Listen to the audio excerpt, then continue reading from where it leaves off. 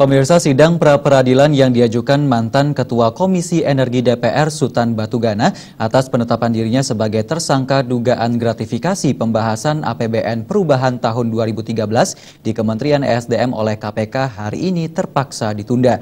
Penundaan sidang karena pihak termohon yakni KPK tidak dapat hadir dalam sidang perdana ini.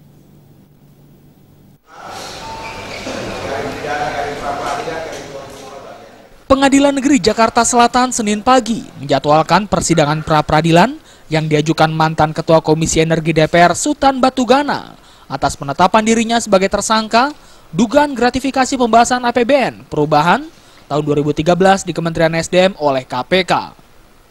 Namun sayang sidang perdana ini tidak sesuai rencana akibat tidak hadirnya dari pihak termohon yakni KPK. Ketua Majelis Hakim Asyadi Sembiring yang memimpin sidang akhirnya memutuskan untuk menunda sidang hingga 6 April mendatang.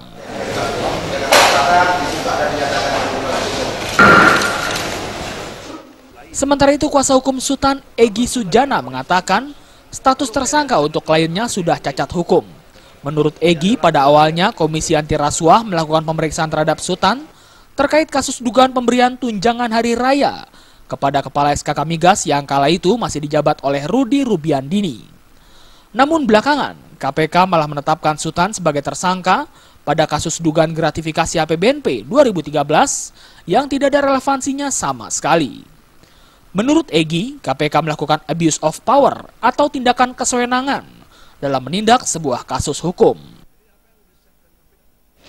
Tetapi anehnya, yang dijadikan TSK atau tersangka kepada Sutan, kaitannya APBNP 2013 yang tidak ada kaitannya, yang tidak berkorelasi, yang belum pernah dia lakukan pemeriksaan apapun, bahkan jadi saksi pun tidak dalam konteks APBNP itu.